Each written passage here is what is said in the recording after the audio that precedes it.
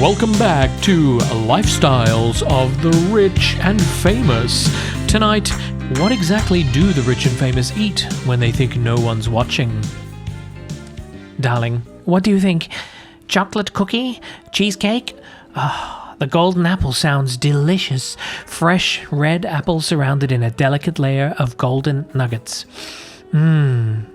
Sir, may I suggest we have for our special guests tonight a secret batch of enchanted golden apples, fresh from the oak tree but much richer than normal golden apples.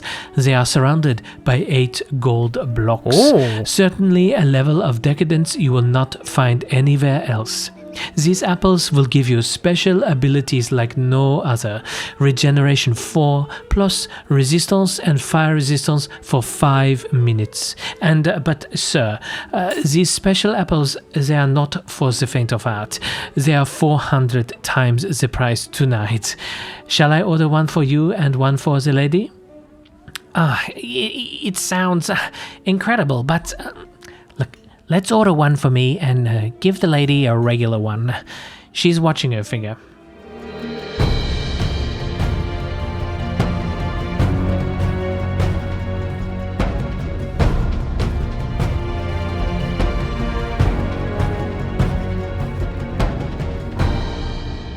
Hi, welcome back to Minecraft The Journey with me, BugmanCX. This is the Survival Let's Play series where we upgrade this survival world of Minecraft through all of the different versions of Minecraft from its humblest beginnings all the way up to whatever the modern day release will be by the time we get there in a million years' time from now. Right now we're in Minecraft Snapshot 12W21B. That's a snapshot for Minecraft 1.3.1. And we have one more thing to look at before we move up in our version quest, and that is a brand new food item in the game, and it has to do with this block here. Do you know what it is yet? You probably do. So let's have a look. We should all know by now that we have gold nuggets, gold ingots, and blocks of gold, and when we take an apple and we surround it with gold nuggets like this, we can craft ourselves a golden apple. And a golden apple is amazing because when we eat a golden apple, we get regeneration for a few seconds, which boosts our heart's recovery like that. And we can also eat a golden apple anytime. We don't have to have lowered hunger bars like I have now. They're edible anytime, which makes them amazing.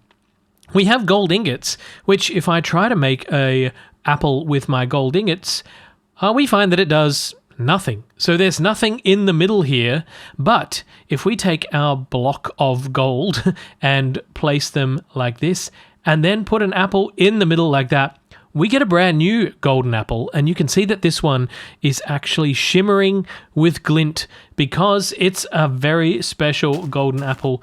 This one is going to give us quite a big buff, actually, and that's why it's so expensive to craft. So let's eat it up and see exactly what we get. You can see we get regeneration 4 for 30 seconds. We get resistance for 5 minutes and fire resistance for 5 minutes, which means the golden apple, this extra golden apple, the enchanted golden apple, is really, really great for, say, going through the nether, where we're going to encounter lava and ghasts and things, or just generally if you really need a huge boost and you want 5 minutes worth of that boost. But again, it's extremely expensive to craft. How are we going to get access to so many gold blocks in this world?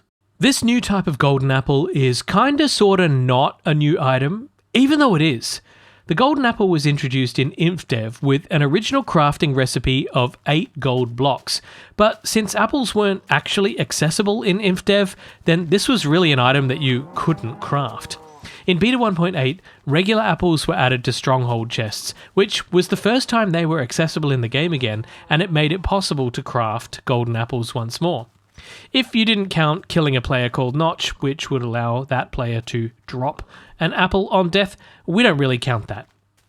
You could find golden apples in chests in the Beta 1.8 pre-releases, but it was only in Release 1.1 that the crafting recipe was changed from 8 gold blocks to 8 golden nuggets. It was actually Jeb who introduced the Enchanted Golden Apple, kind of as a homage to Notch's original Golden Apple. He said, I decided to restore Notch's old golden apple and give it an effect proper for its crafting cost. The community was pretty quick to give this thing a nickname of either Notch's Golden Apple or just the straight up Notch Apple. If we want to craft up loads of Notch apples, we need two things. First is we need apples, and we can get these from tree leaves, they'll drop apples, but we also have Apple Guy, and he trades 8 emeralds for apples, and this is, I think, the cheapest trade that I've seen come out of our villager breeder anyway. And emeralds for us are pretty easy to get thanks to our massive sugarcane farm, which is just outside of this window here, which gives us access to loads and loads of emeralds for very little work. But how do we get the gold? Now, I've tried building a gold farm once before, and I kind of abandoned that project because it was too difficult to get a nice big open spawning area where you would concentrate the zombie pigman spawns on the farm itself. Because down here at these low levels of the nether, there are just so many spawning places, just like that, where that ghast spawned in down there. And all around here with these really annoying islands, and even up here in the roof where there could be little nooks and crannies for pigmen to spawn. And it just wasn't working very well. But there's one thing that we didn't have then, which we do have now. And that is access to the nether ceiling. And out here, just over this way somewhere, I've marked out a spot which is roughly, there it is, roughly in the center of where that lava lake area was behind us. And we're going to build one of those piston-pushing gold farms right up here on the nether ceiling. So let's start with what we know. We know that mobs will not spawn on bedrock, so that's fantastic. We also know that they won't spawn in the air because these aren't valid spawning spaces, so everything above us is fair game. We should be able to build a platform up here which will allow mobs to spawn on. We also know that mobs will spawn at a distance of 24 to 128 blocks from the player's position, which means that if I take this block, for example, and just do 1, 2, 3, 4, 5, 6, 7, 8, 9, 10, 11, 12, 13, 14, 15, 16, 17, 18, 19, 20, 21, 22, 23, 24, this position here is roughly where mobs should start spawning, and then out to 128 from if I were standing over here. So let me just explain that again to make it more clear. If I'm standing right here on this block, beyond that point there is where mobs should start spawning, and that applies in a circle around the player like so. But it also applies above us and also below our feet as well, because it is indeed a sphere. So that means that if we build a platform, it needs to be this distance away from us, but up in the sky. We know as well that beneath the bedrock here, mobs are spawning because they are within that 128 block distance from us. And if we press F3 and have a look around us here, you can see E says E2 of 76. And that means that in the direction that I'm currently looking, there are, well, now 0 and this way 1 mob in my direct field of view of 77 total in the loaded chunks around us.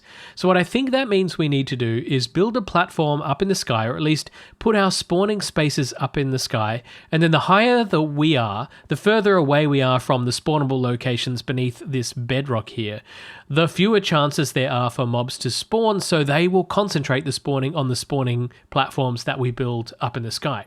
So let's climb up and do some experiments.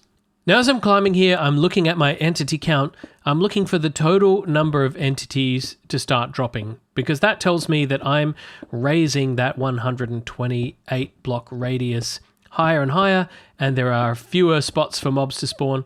The number has gone up, possibly because I'm dragging it up underneath the bedrock ceiling and there are spawning spaces there. But if we keep going up, it will start to drop, and it is starting to drop, and we're currently at 195, not even at build height yet. So let's keep going up. 40. See how there's only a total of 40 to 50. It keeps changing, possibly because mobs keep spawning and despawning, meaning that the conditions are looking much, much better for us. And if we keep going up all the way possibly to build height, that's still quite a way. We're down to about 20 entities. I'm about 24 blocks away from build height, which is up above my head there. So what I'm going to do is just stop here, and I'm going to bridge out another 24 blocks, which is 1, let's count, 2, 3, 4, 5, 6, 7, 8, 9, 10, 11, 12, 13, 14, 15, 16, 17, 18, 19, 20, 1, 2, 3, 4. Good to know I can still count after all of my primary school training all those years ago. So if I build some spawning spaces here, I'm just currently just going to build this out a little bit bigger. And what I'll do is I will fill out this platform and make it a squarish kind of shape, and then we'll head back over there and see if we can see some spawns. Ah! No, geez, okay, so things are spawning, but not the things we wanted. Oh my, okay. Now that was really not great because that ghast spawned over here, which means that it spawned on a single block. I'm a bit worried about that, but maybe once we've got all the contraptions in place, it won't be so bad. So here I am 24 blocks away. I'm even going to just put myself a few extra blocks away. Now I should see, theoretically, zombie pigmen. Oh, look, as if it was right on cue. That is perfect. That means that they're spawning. There are still 20 odd entities around us beneath our feet, so it's not perfect, but it's working. And so that means that I can set up some contraptions to allow these zombie pigmen to spawn right in here, piston push them off, and then just drop down onto another platform down below, possibly some half slabs or something like that, and then I'll go down periodically and pick up all the goodies. Now this is exactly the same farm as I set up last time, a long time ago, but this time we should actually get spawns. And just as a reminder for how this works, we have pressure plates here, which are the spawning platforms, and then we have a repeater redstone dust, just to keep the signal separate. That goes into this block, which triggers this sticky piston, which pushes the block, which pushes the mob that's standing on that pressure plate. So if I were to stand here, for example, you see I'm immediately pushed right here, which obviously is supposed to be a drop like this. So we need to finish putting in these pressure plates without killing myself. That's not one there. And then we'll get out of the way here and we will remove these blocks here. Now I know that these blocks up the top here are spawnable, so I'll probably fix that on the very topmost layer. But for now, I just want to test this thing. So yes, I know, it's also very exciting. Can I just get past you, and can I just get past you like that? And if I stand here about 24 blocks away, let's see if we get some spawns. Yes, we got a spawn. And as long as we got one spawn, that means that this farm, she's working. That is great. So I need to build up a lot more of these. We can stack them at different heights as well, and we can make this farm as big as we like. Right now, they're just dropping down there onto the bedrock, and because there is no collection systems in this game at the moment, it means that every 5 minutes I have to walk down or climb down to the bottom here, pick up everything that I need, and then come all the way back up. So it's really tedious at the moment, but hey, it works. Why, oh why, are gold farms so unreliable? I don't know. I'm not seeing any spawns, even though I was seeing loads of them earlier. Well, I say loads, but I mean a few here and there. Right now I'm just standing here and I should expect to see 1 or 2 pigmen just spawning in at random and dropping down. Unless they were out of render distance or something, but I don't think so. Why am I not seeing anything? We are up at Y level 223, which isn't very optimal for spawns because the lower down in the world you are, the higher the chance of spawning. But up here, the chances should be moderately high because the only valid spawning spaces are right here on these pressure plates. So why aren't I seeing anything spawning in? I don't get it. Let's just pop down anyway and see if we've got anything down on the... I hate doing that. Down on the bedrock here, have we got anything? I've been up there a good 5-10 minutes. Absolutely nothing. I was down here earlier and I picked up all the drops. Absolutely nothing. So I think what I'm going to do with this farm is I'm going to continue to build out some more platforms over time and see if the increased spawning platforms will increase the efficiency of the farm. But otherwise, not really sure what I'm going to do with this. Yet another gold farm that really hasn't been too successful. Well, I've had enough gold farming for the moment. I mean, it's no fun when things don't go exactly to plan, is it? So why don't we do something interesting instead? We've explored just about everything interesting in the latest snapshot that we're on, so why don't we upgrade to the next one? We're just going to keep on rolling. Did you know that 12W22A brings actually with it a whole new way of farming gold? It might not be as efficient maybe as a nether gold farm, but there's a chance that nether portals will spawn a zombie pigman right here. And this is very interesting because this means that suddenly zombie pigmen are accessible here in the overworld. I wonder what would happen if we went over to Portal Island. I don't even remember exactly which portal it is because I don't come out this way all that often anymore. This is the Alpha area, and we definitely did this during Alpha. The mining outpost, that makes this portal here the Alpha house, and the Portal Island was a bit further this way, so it's gotta be, oh, the art gallery. No, we gotta keep on going. I've forgotten all of this. This one is Portal Island, Alpha 1.2.2. Okay, let's pop out. And we get all that reloading. Oh, geez, I forgot how chaotic this place was. So this is a really interesting place because this island is covered in portals, which we created using the debug F4 key, which was added in this version as a debug option. Let's get somewhere where we can get a bit of a better view. This place is a bit of a madhouse. Now, what am I expected to do? Just sit up here and wait for hours until we spot a zombie pigman that just happens to spawn inside one of these portals? How can we turn this into a farm? You can't even make giant portals yet, so you'd make only really tiny ones. Well, let's just sit here and see if anything appears. Well, I waited and I waited, and I went off and peeled some potatoes to get my dinner ready, and I waited, and I didn't see any. Maybe I need to wait for longer. Maybe I need to set up a better experiment.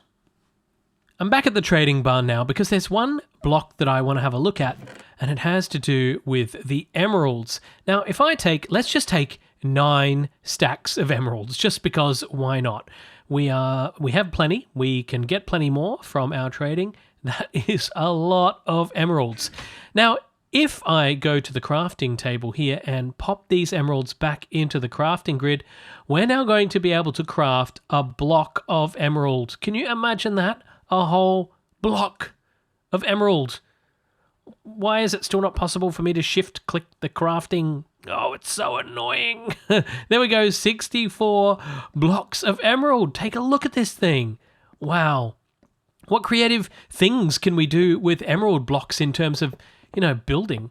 We never really found a good use for the diamond blocks other than I remember using them for the tiles in my bathroom once, but hey, that's not so bad, It's sort of a different texture because it's got an emerald inside the side texture. So it makes for a bit of an interesting, different texture, I suppose. One other new addition is that cauldrons will now fill up with water when they're exposed to the rain, and it is raining outside. So let's just pop this outside in the rain, right here at the doorstep.